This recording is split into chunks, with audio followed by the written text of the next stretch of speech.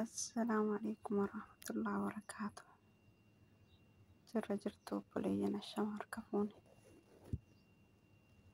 الحمد لله بقى جراتني. أنا أروح بقى نكان نفتني لايك شير سبسكرايب وشون دقتنا. ما تنفتون دقتنا سنين جدا.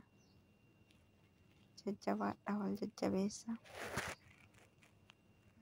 مو نجلو برباتو بلينتي وروني ميديا نفيدم تنجشو. Please dura waattaan baafadhaati akkasitti haasayaa dhugaa dubbachuudha maal yoo jettanii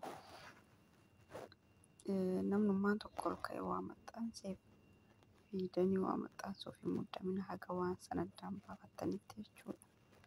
Sababni isaas wanni ati sheer gootu amma hedduu bira dhaquu danda'a namni hedduun arguu danda'a. Sababa kanarraa akka ka'e namni nama san qabu yookiin immoo maatiin nama sanii maatiin rakkoo nama sanii ati poosti gootee arguu fa'aa danda'a. Amma fakkeenyaaf mucayyoo sooditti duute jedhaa turanii madaa minnajjeef ta'uu jettee ijoollee wayii iyyaa turte. Mucaan sun hin jirti jedhan garuu Allahu a'lam durallee duute jedhanii amma maatiin isii fakkeenyaaf yoo arge yeroo dura argisan maatiin isii miidiyaa kanarratti miidiyaa kana fayyadamuu danda'an obboleeyyan isii haa ta'uu abbaa haa ta'uu yaani eessummaan ollaa nama ta'eyyuu haa ta'uu nama isii beeku haa ta'u namni miidiyaa kana fayyadamu hin dhabamu waan ta'eef maatii isaanii keessa rifannoon isaa rifatan hagam. Please obboleeyyan ta'e yoo waa poostii gootan yoo waa sheerii gootan waa tokko addaan baafataa sheer godhaa dhugaa dubbachuuf intalli yoo jiraatte rifannoonni maatiin isii rifatu rifannoonni hiriyoonni isii rifattu atuu fakkeenyaaf namnummaan tokko hagamta akka rifatti sirriidha isin miidhadhaaf miti ka poosti gootaniif garuu miidhalli osomaa hin taane iyyuu haguma isii fayyaduuf ta'e iyyuu waan sana addaan baafatanii eega namni itti dhiyaatu addaan baafatee poosti godhee achirraa poosti gochuun bareedaadha jedhee yaadan akka mataa kiyyatti. Maaliifuu namni gisee ammaa jechuun maatiin dhugaa dubbachuu fi baay'ee tokkotti dhaga'ama. Wallaahi baay'ee tokko namatti dhaga'ama. Intalli nagaan baatee dalagattee nagaan galtii jedhanii osoo eeganii yoo waan akkanaa kun deemee miidiyaarraan sanuu duraan akka aadaa keenyatti akka durbeennutti yoo namni tokko waa ta'e namatu itti dhaqee itti himaa namatu seera tasgabbaa'ee gattaa'ee namatti hima amma immoo wanni akkasiin jiru miidiyaa irratti yaallaa dhageetti moo dhageenyu wanni akkana ta'e yaallaa wanni sun akkas ta'e akkan yaa obboleeyyan ta'e please namni sun yookiin lamxifeetii qabaatuu danda'a nama onnee qabu ta'uu danda'a hirrifata ilmi namaa tokko jechuudha.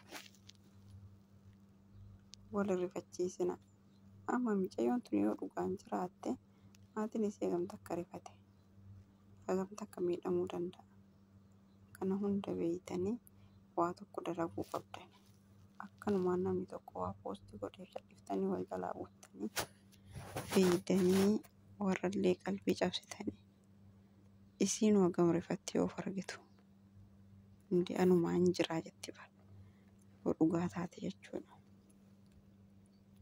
Wanni miidiyaa kanarraa nama ajaa'iba yookiin ixiraatuma isiitti poostii godhee dura jammaraa achirraa ka'etti hani wal jalaa sheer godhee buuta. Please warri miidiyaa kana fayyadamtanii waa addaan baafadha. Odoo poostiin goone duratti waa tokko addaan baafadhaa please. Dhugaa dubbachuu fi baay'ee nama rifachiisa. Wanti suudii keessa ta'aa jiru ijoollee biyya arabaa deemaa jirtu. Baay'ee nama gaddisiisa garuu haga danda'ame tokko addaan baafatuun barbaachisaadha. Akkanumaan waa tokko argineef sheer gochuun nurra hin jiraatu isiniin jedha. Yoo isinitti balleesse dhiifama. Ani amma dura mucoo sana sagalee isii dhageeffataa ture. Waan uummanni jedhaa ture jechuun jala ta'aa ture hunda dhageeffataa ture garuu yoo kaleessa galgala mucattiin hin jirtin duune jedhanii kaleessa poost godhanii bakka ofitti gadde yaa'ani. Warra miidiyaa kanarra warri miidiyaa kana fayyadamu hundi isaa qilleensuma. Waa takka caafee arge taanaan butee daree. Waa takka caafee arge taanaan butee dareen. Please tasgabbaayaa waa tokko addaan baafadhaa. Achirraan ajandaa godhadhaa. Warra ajandaa godhatuu barbaaddan jechuudha. Mucayyoo yoo jiraatte baga Rabbiin nafseessee jiraachise. Walitti hamtu walitti hin yaadinaa. Hanga dandeettanii wal bira dhaabadhaa. Wal bira dhaabadhaa yoo jennu osoo waa tokko addaan hin baafatin fuutanii miidiyaatti ol baaftanii maatii rifachiisinaa. Maatii rifachiisinaa please. Akkasii Rabbiin isiniif haa laaffisu. Obboleettii teenya soo jiraatte Rabbiin haa jiraachisu. Yoo dhugumaa akka duutu taate Rabbitti haa araaramu jechuu malee wanni biraan jiru. Akkasii jabaadha.